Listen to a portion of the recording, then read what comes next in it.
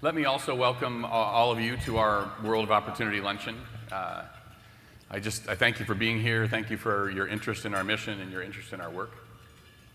As many of you know, Global Partnerships began expanding opportunity for people living in poverty 22 years ago in Latin America.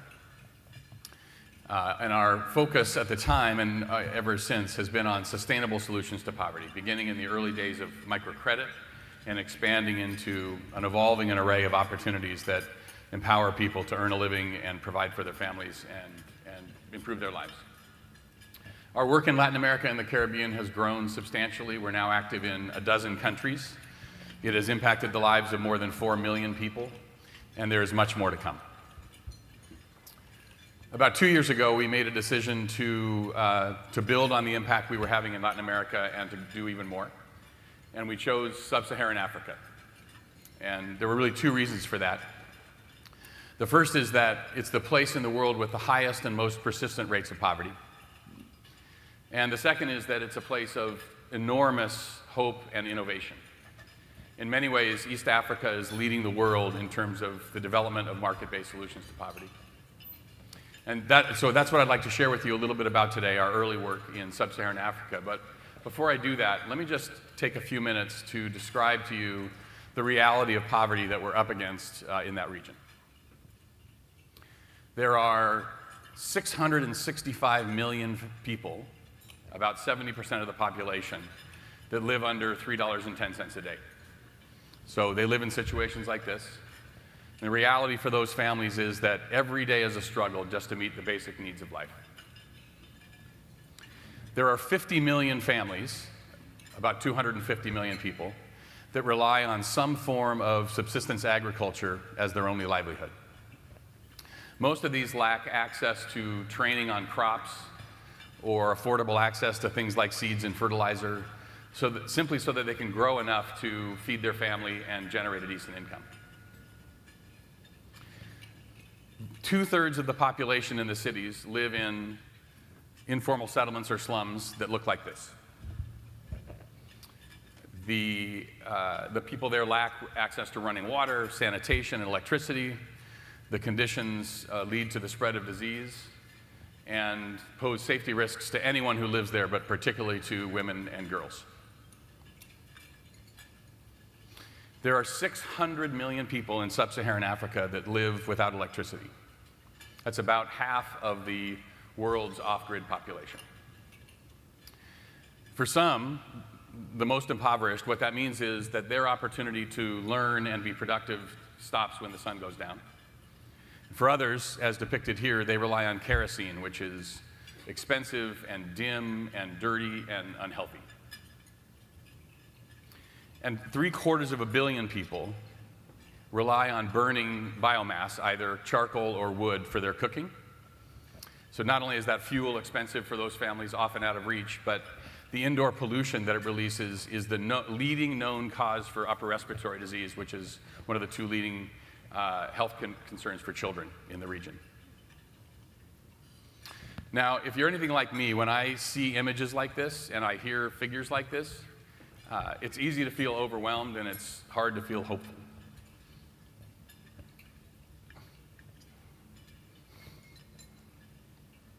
Sometimes it's easier to turn away. It's easier to shut down from our own compassion because it's just too painful. So if that's true for you, what I'd like to do is share something that has been really helpful to me as I go about doing this work. It's the wisdom of a woman named Joanna Macy. She is a Buddhist teacher, author, and activist now in her late 80s. And she offers a different understanding of hope. She suggests that hope is not a feeling. Hope is an action. And that each time we choose to keep our eyes open and to see the reality for what it is, and each time we choose to keep our hearts open and act on our compassion, we actually begin to create the hope that we're seeking. And she calls it active hope. So what I'd like to do is invite you to come with me and take a look at the work that three of our first partners in East Africa, specifically in Kenya, are doing to see what active hope looks like for yourself. So let me begin with Sanergy. It's the social enterprise that you just were introduced to. The challenge that Sanergy is addressing is the lack of decent sanitation in the urban slums in Nairobi. There are 2.5 million people that live in those settlements. The reality is this. So their best option is to pay to use a pit latrine. This is what it looks like. They are dirty and disease-ridden, and the affluent is released into the environment, further spreading disease. Sanergy's solution to that is to build a network of hygienic, branded toilets. Each one is a micro-enterprise that's owned by someone like Agnes, who you just saw in that video. And each one of those is sustained by a revenue stream of 2 to 4 shillings per use, so that's 2 to 5 cents, which makes that a sustainable enterprise for the entrepreneur.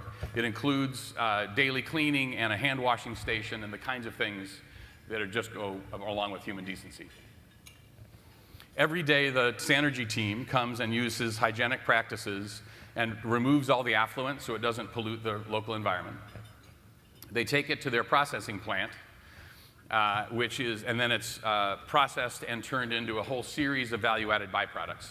The most important byproduct is an organic fertilizer line, which is then sold to smallholder farmers and medium-sized farms in Kenya. So it's the revenue from those value-added byproducts that makes the entire system for Sanergy sustainable. In a few short years, they have installed a network of more than 700 of these Fresh Life toilets, each a micro-enterprise.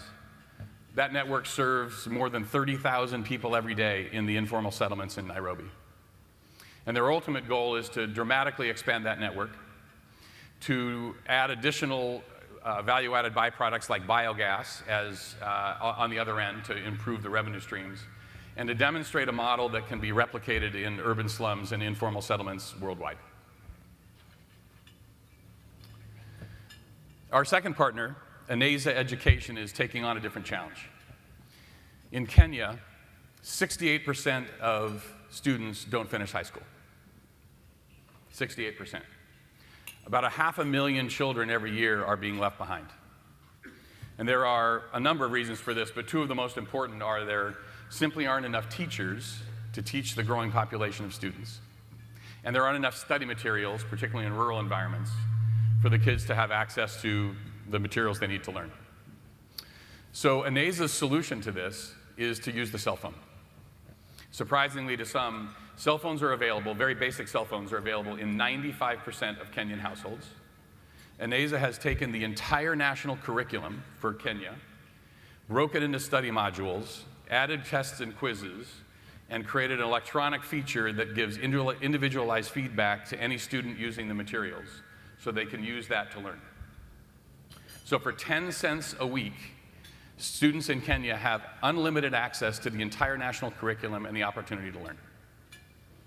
Essentially, what Aneza is doing is becoming a digital tutor to bridge this divide, the shortfall of teachers and materials on one hand, and these hundreds of thousands of students on the others. So the early results are impressive. They've reached more than 1 million users. 54,000 students a month are active on the platform. And those students that are active have demonstrated improvements in learning outcomes of 23%. So Aneza's vision, and I'm quoting here, is to make, quote, 50 million Africans smarter, unquote, by getting education materials into the hands of everyone. Our third partner is taking on yet a third challenge, the lack of basic affordable health care in Kenya, and specifically in Nairobi. So in Kenya, fewer than 10% of people have access to health insurance. And what that means is that people have to simply pay out of pocket when they need to go to the doctor. The average visit in Kenya costs $42 for a primary care visit, along with the tests and medicines that often go along with that. And as you might imagine, if you're a woman living in poverty seeking care for your sick child, and there's no way you can afford to pay $42 a visit. So you do one of two things. You either go without care, or you go to some unqualified provider, which just makes matters worse. So Penda's solution is to redesign healthcare delivery, starting in these network of primary care clinics. You can see one depicted here. They have focused on every single one of the primary care conditions that most people deal with. They've redesigned the care process. And in doing that, they've been able to drop the cost of an average visit from $42 to $7. So they're making healthcare 6 times more affordable. Their incidence of preventive visits, where they do things like immunizations and HIV screening, is 17% of visits versus 2% for traditional providers. So they're doing 8 times more prevention. And their quality metrics are about twice as high. So where they are now is they have opened and built 2 clinics and demonstrated that, each of which is treating about 15,000 people a year. And they've demonstrated that they can achieve sustainability in each of those clinics. So if you are a resident of an informal slum in Nairobi, Sanergy is what active hope looks like. And if you're a student that's being left behind because you don't have either a teacher or study materials, Ineza is what active hope looks like. And if you're a mom seeking care for your ill child in Nairobi, Penda Health is what active hope looks like. I wanted to just share those with you today. The work that we're doing in Sub-Saharan Africa is incredibly exciting to us and hopeful to us. Let me just say that how grateful I am to each of you in this room. All of this work is made possible because of people like you. Thank you for the privilege of doing it, and thanks for all that you do on behalf of millions of people living in poverty.